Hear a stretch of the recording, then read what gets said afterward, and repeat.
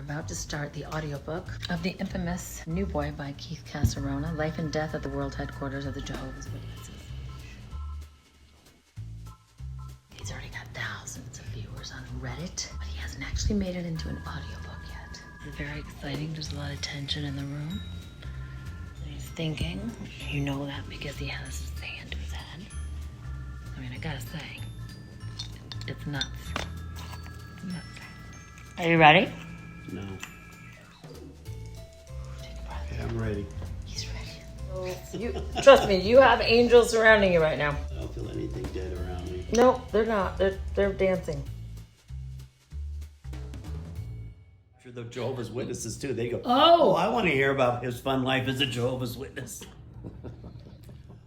For those of you who have not had the opportunity to read my book, I will be posting it here on YouTube. You also can get a copy of it on Amazon Books or Kindle.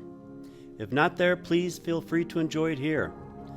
I was a Jehovah's Witness for 50 years, and so this is the only truth I know, the only truth the leaders of the organization and my parents shared with me. I would love to hear your stories also, so please feel free to email me at any time at newboy499@hotmail.com.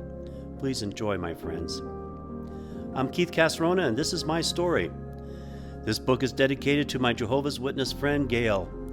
This book is also dedicated to James Olson, Robert Stillman, and the millions of other people who have been victims of religious abuse.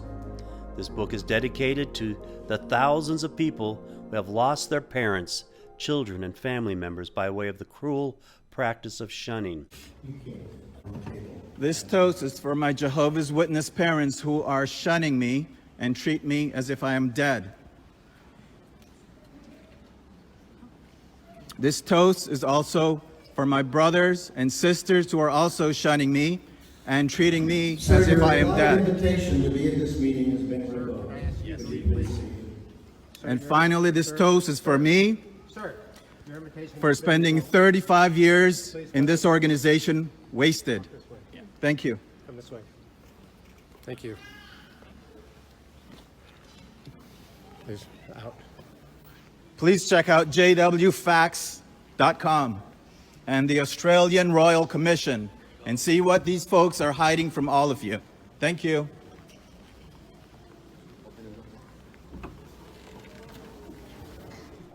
This book is for the thousands of suicide victims, people who could not live with the guilt and shame that the Jehovah's Witnesses thought system created for them.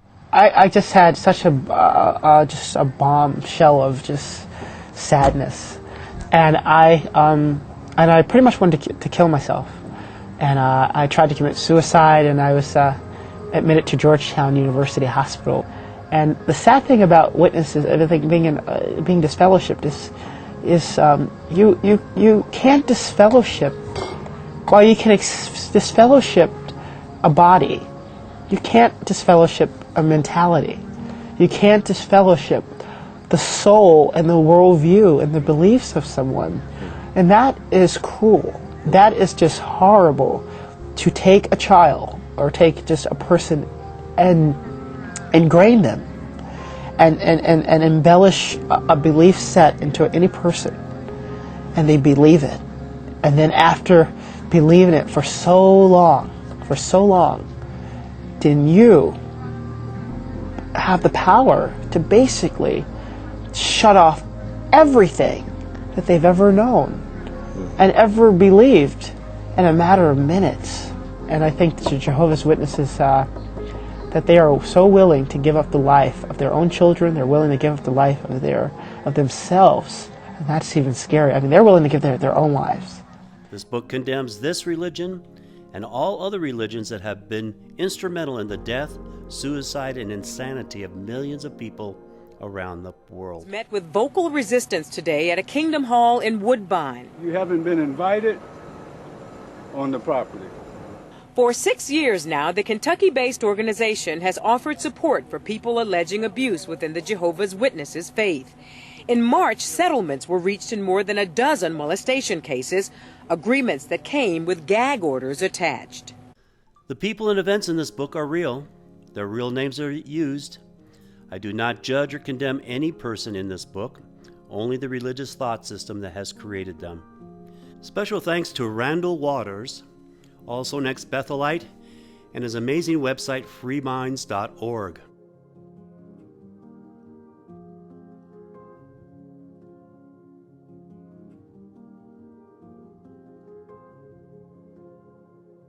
A lot of Jehovah's Witnesses now, especially with the internet and, exposure to all this information, they're coming to grips with the fact that the governing body is not what they've said they are, and they're beginning to see alternatives, ways of thinking that make them happy, that give them a satisfied life. And they don't have to have all the answers. And that's what Free Minds is really about, is helping people to understand the process of indoctrination that they've been through, the whole life cycle of being involved in an authoritative religion, what it does to you, but also more importantly, what you can do to escape the misery and the pain that you've gone through as a result of it. If I want to find out something about a religion, the first thing I do, other than maybe reading a cursory look at their literature, is to go out and find what all the critics are saying. Because that'll tell you the absolute worst about it. And then you find out, well, is this true? You verify it, and if it is, you look further. And that may seem like a backwards way to check it out, but you have to understand that we're all sophists in a sense, that we tend to promote things and not tell you everything about it. And that's just human nature. That's not, a fault of people. This is the way people are. We like to promote things. We get aggressive. We have the multi-level marketings. We have salesmen at every corner. Life is about selling. And so we want to understand the difference between, advertising and deception, and what degree we allow that in our lives. What we want to do through media skits, articles, and so forth is help people to see that there are alternatives, that when two people don't get along and they fight over religion and doctrine and so forth, it's usually a more simple reason. It's a posturing. It's a creature thing. And there are different ways to understand how you're positioning yourself with each other and how to relate to one another. And those are what we hope to teach people, is how to effectively improve your communication so that the religion is no longer the primary dividing point, but it's the relationship with each other. So your sign on the door, it's no soliciting, is that a joke for Jehovah's Witnesses? The sign on the door was just funny to me because it represented, for once in my life, I could say, I'm okay. I don't need you. I don't need anyone. I don't need your philosophies. All of this stuff that you come trying to sell to me, I'm happy. Get it? And so, I came to a point in my life where I don't know all the answers, and something, I'm never going to know all the answers. But that's okay. And once you realize it's okay, then you can be happy. Because it's the angst of not knowing that creates a lot of trouble in life.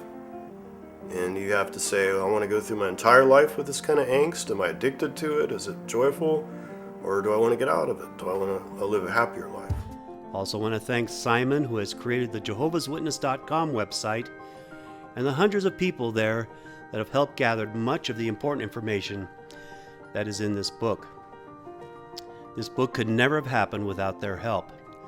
The use of copyrighted material in this book falls within the fair use provisions, and particularly as pertains to criticism and parody. I have very deeply looked into the endless destruction and genocide that religious ideologies and dogma have inflicted upon human beings. I have seen how damaged human souls are, how deeply depressive, meaningless, and prone to exploitation are the lives of many. The organisation isn't responsible for the acts of its members within the family home. Despite Teresa's complaints, the man remained in the congregation and even gave Bible readings and talks from the stage. After 30 years of suffering the consequences, Amy is now suing the local Jehovah's Witness congregation and the Australian head office. Our job is holding them accountable in terms of... I feel like what happened had a bit of a domino effect on the rest of my life, with things that happened to me after. So, yeah, I wonder sometimes what my life would have been like if that hadn't have happened, would my self-confidence, my self-worth. Most major religious groups named by the Royal Commission have apologised and taken steps towards compensating victims of abuse. We're not seeing any of that in terms of responses from the Jehovah's Witnesses. Since the Royal Commission, ourselves, we've resolved over 900 cases successfully, and for around $150 million in compensation.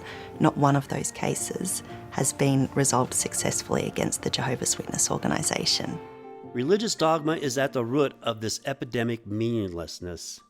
Behind this is the thirst and cry for love. Mark Zelig. I would like to thank Rachel Rinstra. Reen. You always say Rin, and it's too easy. Green. Green like green because I'm money. Green. The aliens are really getting annoyed. All right, so we'd like to thank. And just think. Why'd you say it? Give your own. No, that'd be cool. I'd like to thank myself, Rachel Reen. Just repeat after me. Reen straw. Reen. Green straw. That's it. Do it.